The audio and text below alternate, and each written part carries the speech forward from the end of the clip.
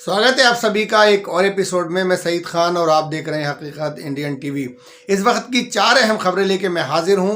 पहली खबर है देहरादून से कि धर्मांतरण के खिलाफ 10 साल की सजा का प्रावधान रखा गया है। और दूसरी खबर है भारत जोड़ो यात्रा से। और तीसरी खबर है उत्तर प्रदेश में SBI को सुरंग लगा के कैसे किया गया खाली। और चौथी खबर है गुड़गांव में जुमे की नमाज पे हुए विवाद से। तो कहीं मत जाइए, चैनल को सब्सक्राइब कर लीजिए।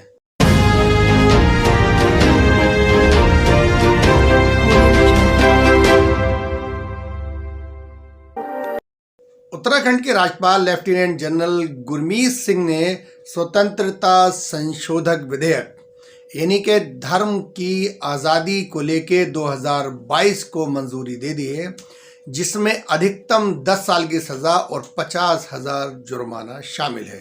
कोई व्यक्ति किसी दूसरे व्यक्ति को एक धर्म से दूसरे धर्म में छल कपट के जरिए पैसे का लालच देके डरा धमका के या उसमें डायरेक्ट या इनडायरेक्ट रूप से शामिल हुआ तो उसे गैर जमानती धारा में रखा गया है और उसकी सज़ा अधिकतम 10 साल और 50,000 रुपये जुर्माना भी हो सकता है।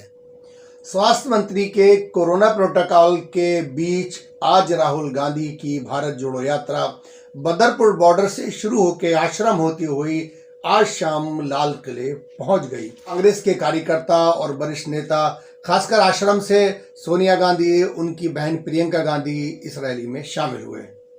भारत जोड़ो यात्रा में अभिनेता कमल हसन, जयराम रमेश, पवन खेड़ा, भूपेंद्र सिंह हुड्डा, कुमारी शैलजा, रणदीप सुरजेवाला समेत पार्टी के कई वरिष्ठ नेता इसमें आज शामिल हुए।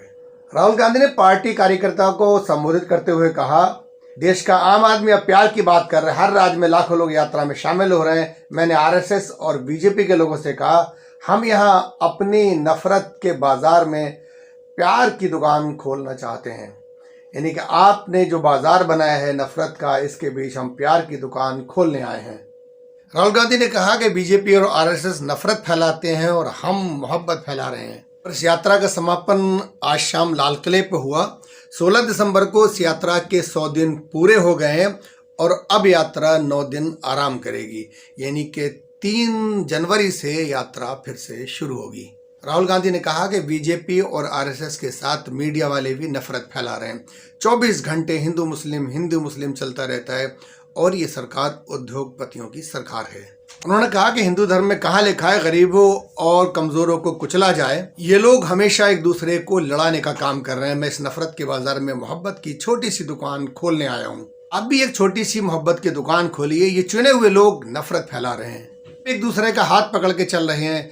3000 किलोमीटर से ज्यादा ये यात्रा चल चुकी है और कभी भी इस यात्रा में किसी का धर्म या मजहब नहीं पूछा गया। अब बात करेंगे कोरोना वायरस की, यानी कि तीसरी खबर की। कोरोना वायरस के ओमिक्रॉन वेरिएंट का सब वेरिएंट BF7 ने चीन में कहर बरपा रखा है। चीन में जो आंकड़े हैं वो डराने वाले हैं और हालात पहले से बदतर हैं। और इन हालात को देखते हुए भारत ने भी कड़ा फैसला लिया है और केंद्रीय स्वास्थ्य मंत्री ने 5 देशों से आने वाले लोगों के लिए NT-PCR टेस्ट अनिवार्य कर दिया गया है। जैसे ये लोग एयरपोर्ट पहुंचेंगे, इनका NT-PCR टेस्ट होगा। अगर इसमें से कोई भी पॉजिटिव पाया गया तो उसको क्वारंटीन किया जाएगा। इन 5 देशों में चीन, दक्षिण कोरिया, हांगकांग, थाईलैंड, जापान शामिल हैं। यानी कि यहाँ से कोई अगर आएगा तो उसका टेस्ट किया जाएगा। अंतर्राष्ट्रीय यात्रियों के लिए अपने स्वास्थ्य का ब्यौरा देना अनिवार्य है, यानी कि एयर सुविधा फॉर्म भरना अब अनिवार्य हो गया है। जैसा कि पिछली बार आपने देखा था, तमाम जगह ऑक्सीजन की शॉर्टेज थी। अस्पताल में जब एडमिट कर लिया जाता था उनसे कहा था कि ऑक्सीजन का इंतजाम आप करें। लोग खाली सिलेंडर लेके भाग रहे थे और सिलेंडरों की जो कीमत थी वो आसमान छू रही थी।